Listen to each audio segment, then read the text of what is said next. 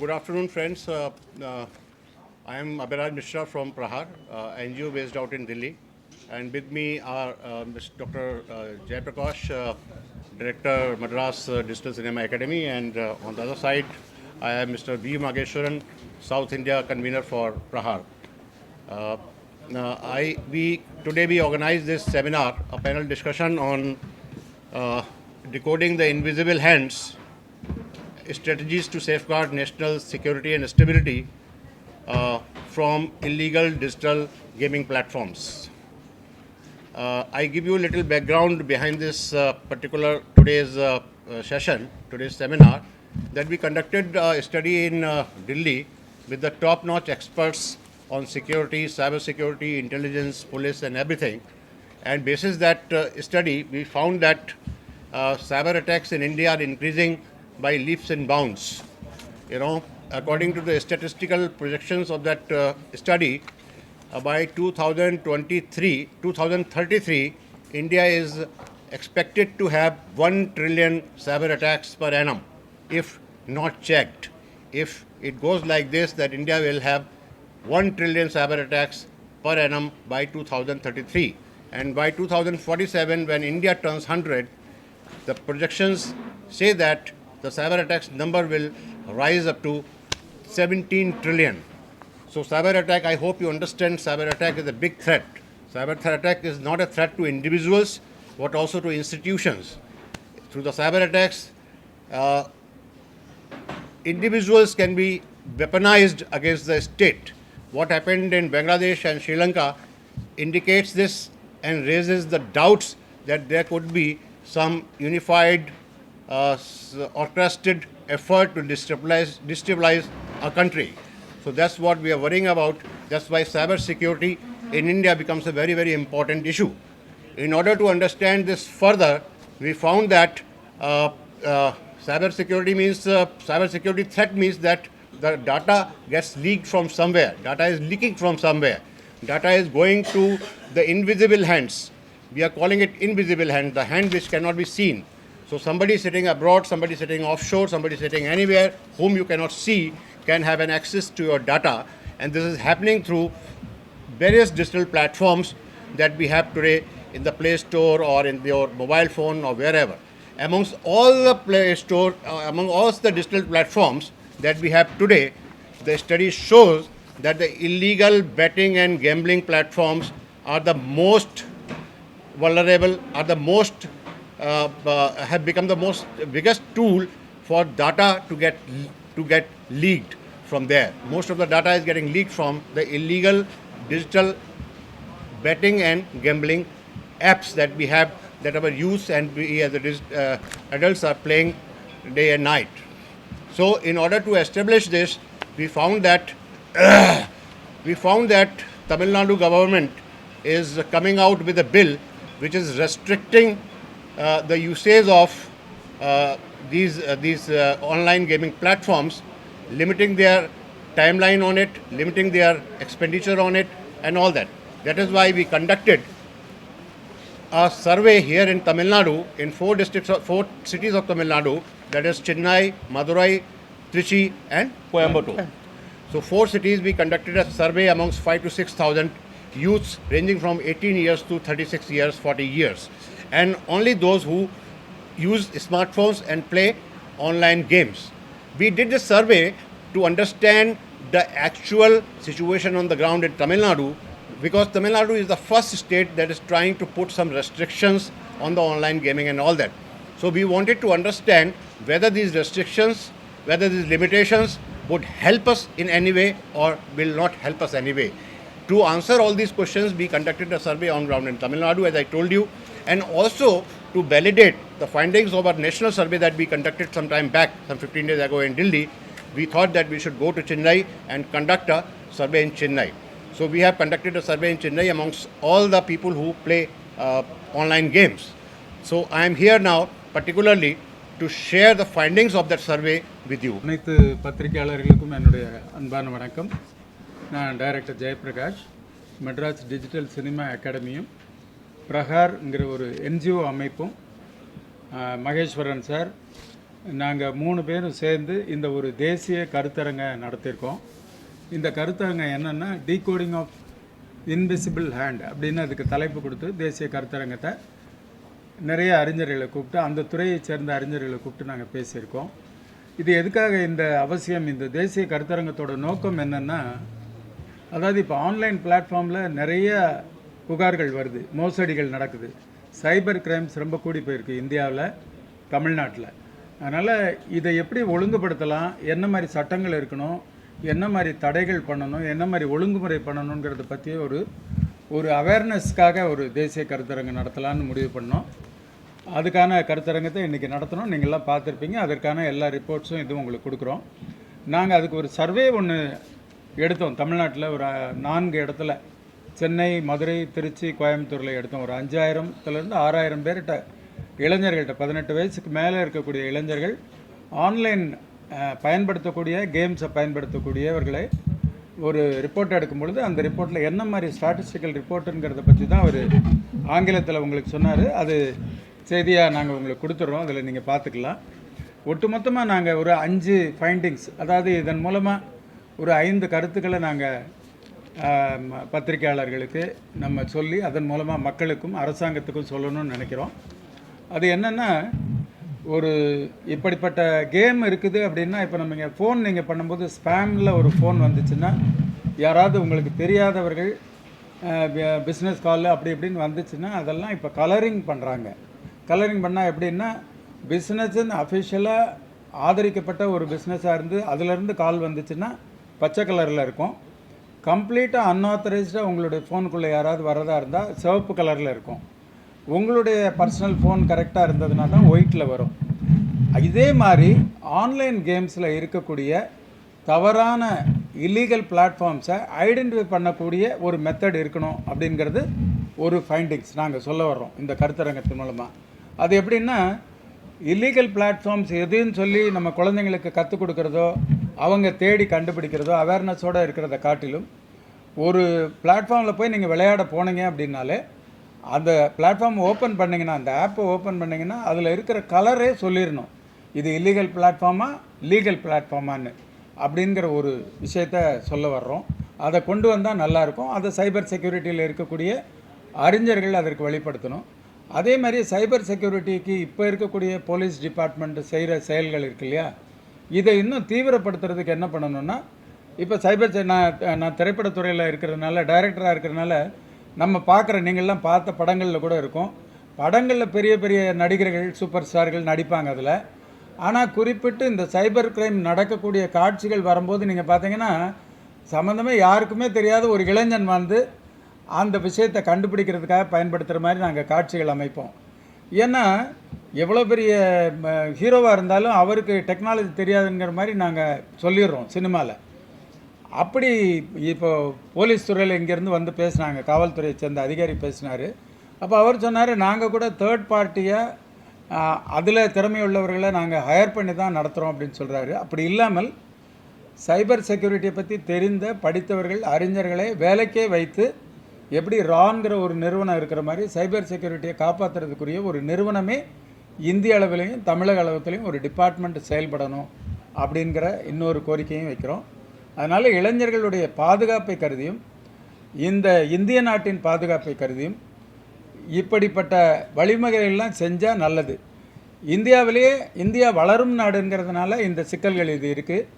இது 3வது நிலையில் வளரும் நாடாக பொருளாதார ரீதியாக இருக்கிறதுனால இதை தடுக்கணுங்கிற எதிர் நாட்டுகளில் இருக்கக்கூடியவங்க எண்ணம் இருக்கிறதுனால, பங்களாதேஷில் எப்படி ஒரு டிஜிட்டல் புரட்சி நடந்ததோ, அரசாங்கத்தை எதிர்த்து திடீர்னு இளைஞர்கள் எல்லாம் தூண்டிவிடக்கூடிய இன்விசிபிள் ஹேண்ட் இருந்ததோ, அந்த மாதிரி திடீர்னு நம்ம நாட்டுக்கு கூட அந்த மாதிரி நடந்துடலாம், அல்லது நம்மளுடைய மாநிலத்திற்கு கூட நடந்துடலாம்.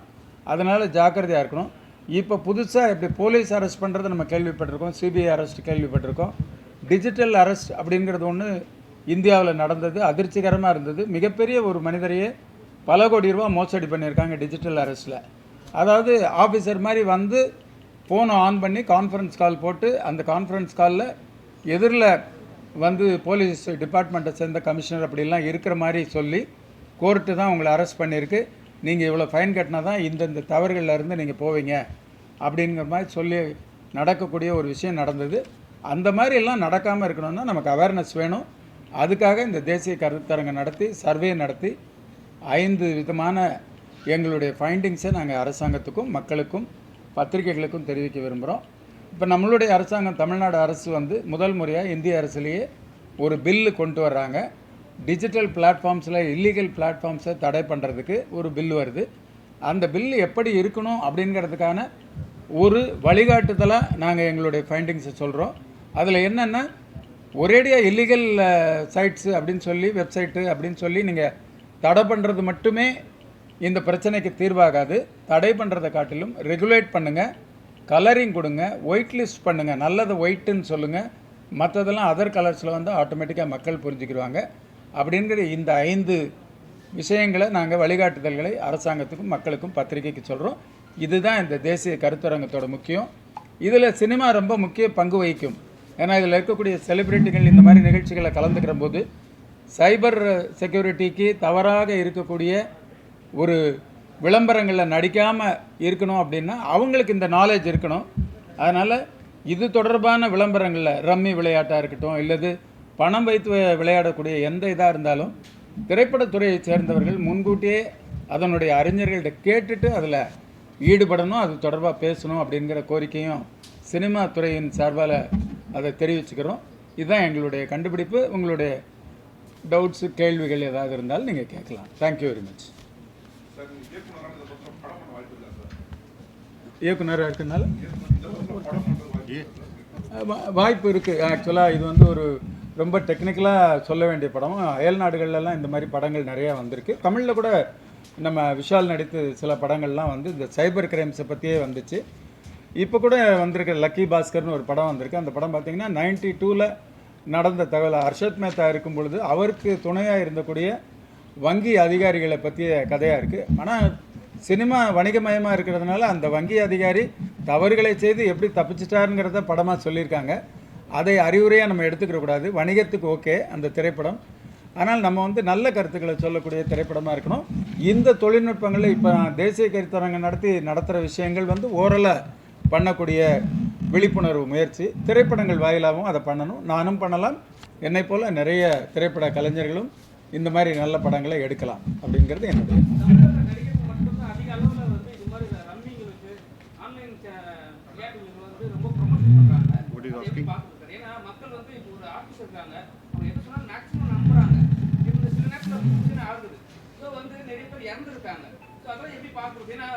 ஒரு ஆக்டரே வந்து விளம்பரம் பண்ணும்போது இப்போ சரத்குமார் கூட இருந்தாரு.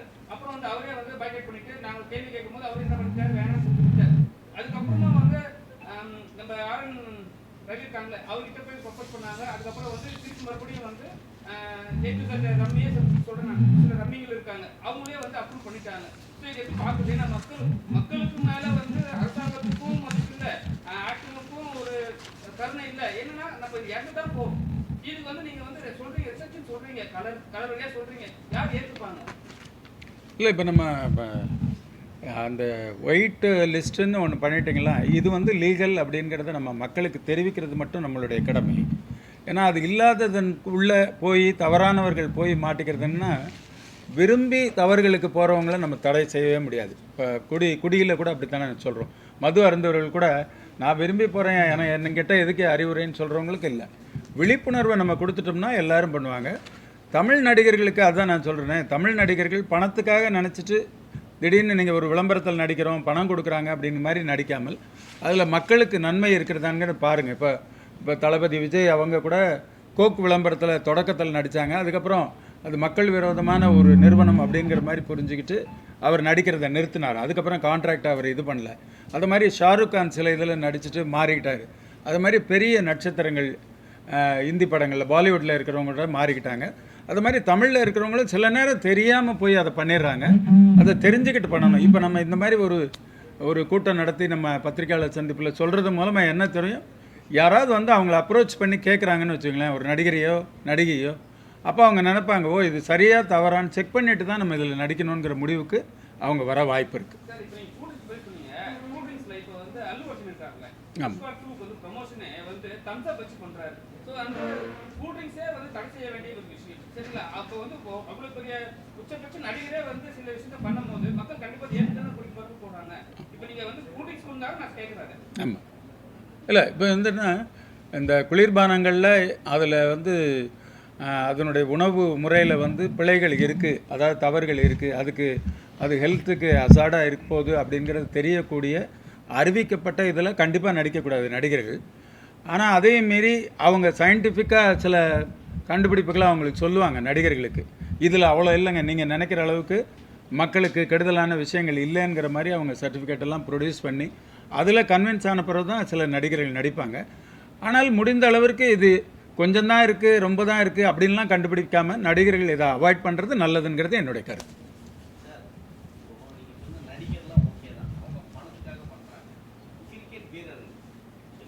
ஆமாம்.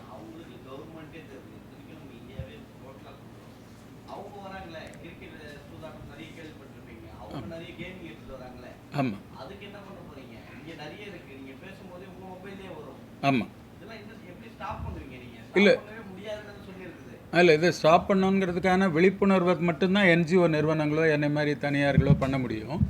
இந்த விழிப்புணர்வு வேணுங்கிற எண்ணம் தேசிய கருத்தரங்கா எல்லார்கிட்டையும் இருக்குது, அறிஞர்கள்ட்ட மக்கள்கிட்ட எல்லாம் இருக்குதுன்னு நம்ம பத்திரிகையாளர் மூலமாக கொண்டு சேர்த்தோம்னா அதற்குரிய அத்தாரிட்டி இருக்காங்களே, அரசாங்கமும் காவல்துறையும் வந்து அதை தடை பண்ணுவாங்க. தடை பண்ணும்போது ஆட்டோமேட்டிக்காக இதாகும். நீங்கள் சொல்கிற மாதிரி கிரிக்கெட் வீரர்கள்லாம் இதில் கலந்துக்கிட்டு அது தவறுன்னு தெரிஞ்சு லீகலாக அது தப்பான விஷயம் தெரிஞ்சு அவங்க கான்ட்ராக்டை கேன்சல் பண்ணதும் நடந்திருக்கு. சச்சின் டெண்டுல்கர், கங்குலி இவங்கெல்லாம் முதல் முறை பண்ணிவிட்டு ரெண்டாவது முறை கேன்சல் பண்ணாங்க. அதை இளைய தலைமுறையில் புதிய நடிகர்கள் சில பேர் பண்ணியிருந்தா அறியாமையில் பண்ணியிருந்தா கூட கிரிக்கெட்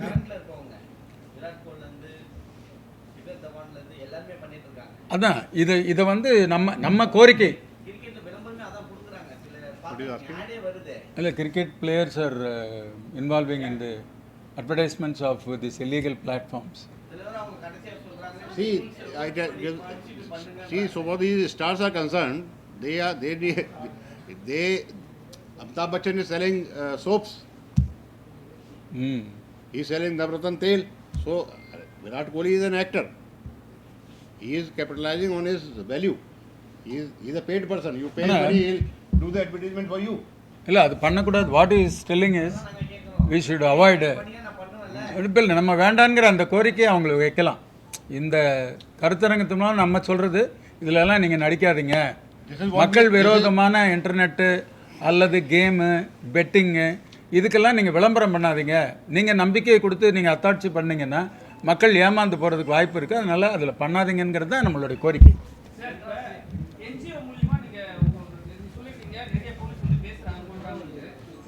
சாதாரண ஒரு தமிழோட மக்களோட மனிதன் என்னன்னா ஆன்லைன்ல விளையாடினா போலீஸ் பிடிக்க மாட்டாங்க. சரிங்களா? அதே வந்து லைவ்ல நான் வீட்டுக்குள்ள என் சித்தப்பாவோ பெரியப்பாவோ என் தாத்தாவோ சரிங்களா வீட்டுக்குள்ள விளையாடுறவங்க சரி நம்ம ஒரு 4-5 பேர் சேர்ந்து விளையாடும் போது அதை வந்து போலீஸ் பிடிச்சி அவங்கள வந்து கேஸோ சம்திங் ஏதோ மிரட்டுறாங்க. ஸோ வந்து ஆன்லைன்ல விளையாடினா ரைட்டு, அப்போ வந்து டேரக்டா விளையாடினா தப்பா, இது ஒன்று. சரிங்களா? அதுக்கப்புறம் என்னன்னா ஆன்லைன்ல விளையாடும் போது கவர்மெண்ட்டுக்கு பேமெண்ட் வருது, டேரக்டா விளையாடும் போது கவர்மெண்ட்டுக்கு பேமெண்ட் வரல, அதனால போலீஸ்காரங்க முடிச்சுட்டு போய் பேமெண்ட் வாங்குறாங்களா? ஏன்னா இது வந்து கண்டிப்பா கேட்கணும் அவங்க கிட்ட. ஏன்னா உங்க என்ஜிஓ நீங்க ஆமாம், நம்ம கண்டிப்பாக சொல்லுங்க. அதாவது இப்போ ஆன்லைன் கேம்ஸு, இல்லீகல் கேம்ஸ் விளையாடுறது தவறு. அது வீடாக இருந்தாலும் சரி, வெளியில் நீங்கள் விளையாடினாலும் சரி, எதுவுமே இல்லீகல் கேம்ஸுன்னு நீங்கள் எது விளையாண்டாலும், வீட்டுக்குள்ளே விளையாண்டாலும் வெளியில் விளையாண்டாலும் தவறு தான். காவல்துறை வந்து இல்லீகலாக ஒரு ஆக்டிவிட்டிஸ் நடக்குதுன்னு கம்ப்ளைண்ட் வரும்போது தான் வீட்டுக்குள்ளே வர முடியும். ஆன்லைன்ல இப்போ நான் ஏன் உங்க ஃபோன்லயே வந்து எவ்வளோ ஆப் வருது, சரி நம்ம வீடியோ நீங்கள் பார்த்துனே இருப்பீங்க, அதுலேயே வந்து A to Z வருது, ரம்மி கல்ஸ் வருது, சம்திங் நிறைய வரும், நிறைய விளம்பரங்கள் வந்துகிட்டே இருக்கும். சரிங்களா? அதையே அவங்களால கண்ட்ரோல் பண்ண முடியல. இப்போ சாதாரண மக்கள் சாதாரண விளையாடும் போது தாழ்த்தப்பட்ட மக்களோ எந்த தாழ்த்தப்பட்ட அவங்க பேசக்கூடாது, சின்ன விளையாட்டு விளையாடுற மக்கள் கூட வந்து போலீஸ் வந்து அவ்வளோ டார்ச்சர் பண்ணுறாங்க. இது மாதிரி அதுல வந்து யாரும் செத்துது கிடையாது, இது வரைக்கும் செத்துதும் கிடையாது. ஆனால் அவங்க ஆன்லைன் விளையாடி நிறைய பேர் இறந்தும் இருக்காங்க. அது வந்து கணக்கு ரிப்போர்ட்ஸ் நிறைய இருக்கு. இதெல்லாம் எப்படி கண்ட்ரோல் பண்ண போறாங்க? அதான் இப்போ அதுக்கு தான் காவல்துறைக்கு சைபர் செக்யூரிட்டியும் சைபர் லாவை பற்றி தெரிந்த ரொம்ப பெரிய விற்பனர்களை நீங்கள் வேலைக்கு வச்சிங்கன்னா தான். இப்போ வேலைக்கு எடுக்கும்போது நம்ம கேட்டகரி வைக்கிறோம்ல, டிகிரி படிச்சிருந்தா போகலாங்கிற மாதிரி சைபர் செக்யூரிட்டி தெரிஞ்சவங்க நிறைய பேர் வந்தாங்கன்னா நல்லது. நம்மளுடைய காவல்துறைக்கு வந்தால் தான் பெட்டர். இல்லை, நம்ம என்ன சொல்கிறோம்னா இந்த விழிப்புணர்வு மக்கள்கிட்ட இருக்கணும். இல்லீகல் பிளாட்ஃபார்ம்ஸ் எதுன்னு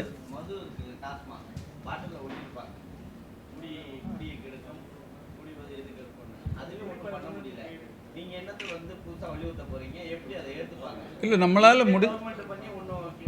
நம்மளால் முடிஞ்ச விழிப்புணர்வை பண்ணுறது தான். நம்ம உடனே சாதனை பண்ணிட முடியாது சார். ஒரு விஷயம் என்னென்னா, 2 வார்த்தை, அதாவது சில விஷயங்கள் புதுசாக சொல்லும் பொழுது அது நமக்கு அந்நியப்பட்டு போனதாக இருக்குது. அதனால தான் பத்திரிகையாளர்கள் இந்த ஃபைண்டிங் ரிப்போர்ட்டில் கூட பெருசாக அவங்களுக்கு ஒரு இன்ட்ரெஸ்ட் வரல. ஆனால் நம்ம கொரோனா வந்துச்சு தெரியுமா, அப்போ கொரோனா வரும்பொழுது அதை பற்றிய செய்திகள் முன்னாடி வந்து, ஆனால் அதை யாருமே கண்டுகொள்ளலை. ஆனால் எவ்வளோ பெரிய இழப்பீடெல்லாம் நம்ம சந்திக்க வேண்டியது வந்தது.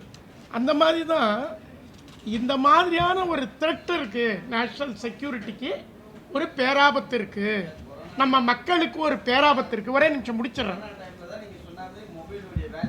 அதான் முடிச்சிடுறேன். அதாவது விஞ்ஞான வளர்ச்சி, இப்போ இந்த டெக்னிக்கல் வளர்ச்சிங்கிறத நம்ம தடுக்க முடியாது. ஆனால் அதனால் பாதிக்கப்படாத அளவுக்கு அதுக்கான ஒரு வழிமுறைகள், கட்டுப்பாடுகள் இருக்கணும். இதை நீங்கள் டோட்டலாக டிஜிட்டல் பிளாட்ஃபார்மை தடுக்க முடியாது. ரம்மி சர்வசாதாரணமாக விளையாடிட்டு தான் இருக்காங்க நம்ம ஆளுங்க. ஆனால் எதை நம்ம தவறுன்னு சொல்கிறோம்னா, விளையாட்டு தவறுன்னு சொல்லலை, பணம் வச்சு விளையாடுறது தான் தவறுன்னு சொல்கிறோம். சரியா? அதில் நம்ம வித்தியாசத்தை புரிஞ்சுக்கணும். இப்போ இந்த மாதிரியான இந்த டிஜிட்டல் பிளாட்ஃபார்ம்களால், பணம் வச்சு விளையாடுகிற டிஜிட்டல் பிளாட்ஃபார்ம்களால் மிகப்பெரிய பேராபத்து இருக்குது. வெறுமனே பணத்துக்கு மட்டுமல்ல, வெறுமனே நம்முடைய ஒழுக்கத்துக்கு மட்டுமல்ல, வெறுமனே நம்முடைய கட்டுப்பாட்டுக்கு மட்டுமல்ல, இது தேசத்துக்கே ஒரு பெரிய பேராபத்தாக வரப்போகுதுன்ற விஷயத்தை நம்ம இப்போ ஆரம்பிச்சிருக்கோம். இது நம்ம இன்னொரு 33 அவங்க சொல்கிற மாதிரி இன்னொரு 2-3 வருஷம் ஆக ஆக இதனுடைய நீங்கள் யோசித்து பார்ப்பீங்க, ஓ அன்றைக்கே ஒருத்தங்க இதை பற்றி ஒரு செமினார் போட்டு நடத்துனாங்கன்னு. அதனால் நிச்சயமாக இந்த பேராபத்தை தவிர்க்கிறதுக்காக ஒரு சின்ன துரும்பை எடுத்து போட்டிருக்கோம், சிறு முயற்சி எடுத்து போட்டிருக்கோம். இந்த சிறு முயற்சி தான் நிறைய பேருக்கு விழிப்புணர்வு ஏற்படுத்தி அது ஒரு பெரிய புரட்சியாக மாறும், நிச்சயமாக மாறும். நிறைய பேர் இப்போ இங்கே நம்ம பேசுனதில் பெரிய விழிப்புணர்வு ஏற்பட்டிருக்கு. அந்த மாதிரி விழிப்புணர்வு ஏற்படுத்துறது நம்முடைய வேலை. இதுக்கான விழிப்புணர்வு ஏற்படுத்துகிற பிறகு அதை கட்டுப்படுத்துறதும் அதை சரிப்படுத்துறதும் அரசினுடைய வேலை. அதுக்கு நம்ம ரெக்கமெண்டேஷன்ஸ் கொடுக்கணும். அவ்வளோ 5 demands I am repeating to you that we are asking for the government to consider. Number one, because you understand this is a very big problem, cyber attack. It is a huge problem, national problem. In order to tackle it, you need to have a super defense infrastructure. You need to add to your cyber defense infrastructure. First, you have to establish. I will tell it in Tamil. First, I will. Cyber defence infrastructure இருக்கு இல்லையா? இப்போ சைபர் infrastructure நாங்கள் சொல்கிறது என்னென்னா, காவல்துறையும் சரி, இந்திய அரசுலையும் இருக்கக்கூடிய இந்த வெப்சைட், இன்டர்நெட்டில் இருக்கக்கூடிய தவறுகளை கண்டுபிடிக்கக்கூடிய நிறுவனங்கள் இன்னும் வலுவானதாக இருக்கணும் அப்படிங்கிறது எங்களுடைய முதல் கோரிக்கை. Second demand is establish a super cyber security force. The ordinary force will not do ordinary measures to control that menace. That threat will not work. We need to have, see, if the problem is big, then you need to hit it with a bigger force. So the point is, if this problem is so big that by 2047 India will have 17 trillion cyber attacks, then you cannot handle it, you cannot complete it with the ordinary measures. You have to take super cyber security measures. That's why we are demanding that there should be super cyber security force, which not only defends, which strikes also. We have to go in the striking mode now. It's not the defensive mode. There are two modes. One, I defend from you, other is I hit back to you. So India has to go on the offensive mode, which is the strike mode, surgical strikes. இது என்னன்னா, why I'm repeating it, then you repeat it. No, the second one I will tell it in Tamil. ரெண்டாவது இது என்னன்னா, இப்போ நீங்கள் ஒரு system form பண்ணியிருக்கீங்கன்னா, பாதுகாப்புக்காக ஒரு ஃபார்ம் பண்ணக்கூடிய ஒரு காவல்துறையோ நிறுவனங்களோ இருக்கிறத காட்டிலும் எதிர்த்து நீங்கள் பண்ணணும். அதாவது எதிராளி இல்லீகல் பிளாட்ஃபார்ம்ஸு நம்மளுடைய மக்களை நோக்கி எதிர்க்கிற விஷயத்த நீங்கள் கவுண்டர் எதிர்ப்பு பண்ணுற அளவுக்கு ரா மாதிரி எப்படி ஒரு ரா அமைப்பு இருக்குது. இப்போ ஒரு தேர்தல் நடக்குதுன்னு வச்சுங்களேன், உடனே மிலிட்ரி வர வைக்கிறோம் இல்லையா? ஏன்னா இவ்வளோ மக்களை ஹேண்டில் பண்ணுறதுக்கு காவல்துறையால் முடியாதுன்னா ஒரு பெரிய அமைப்பை கொண்டு வரோம். அந்த மாதிரி சைபர் செக்யூரிட்டியோடைய அமைப்பு ரொம்ப பெருசாக இருக்கணும். காப்பாற்றுறது மட்டும் இல்லை, எதிர்த்து போராடுற அளவுக்கு இருக்கணும் அப்படிங்கிறது ரெண்டாவது கோரிக்கை. Our third demand is that government should whitelist the apps. Whitelist the apps means those apps which are complying with the government rules and regulations. They should say that this app is safe for you to use. For example, government should decide whether Kohli will endorse it or not endorse it. அதான் இப்போ It is simply for the government that it has to whitelist the apps. Those apps which the government thinks they are complying with the rules, whitelist it.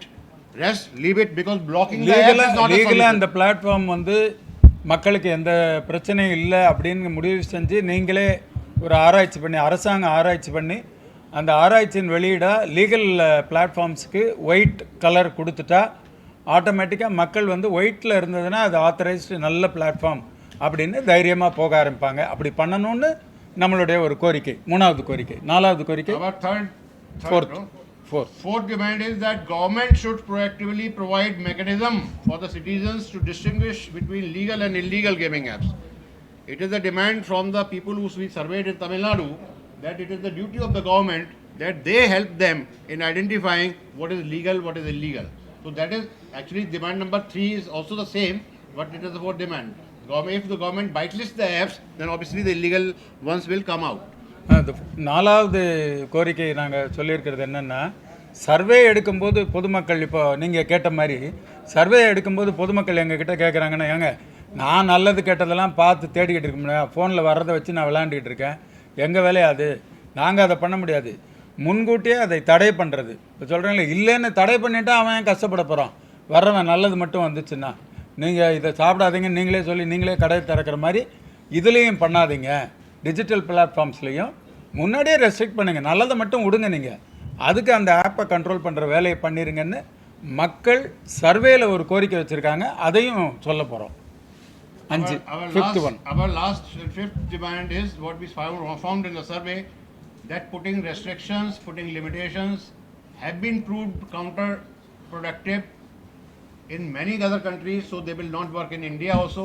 And in the survey also we found that the youth of Tamil Nadu do not want the government to put any restrictions and limitations on ban. They want that they should set their own limitations, own restrictions.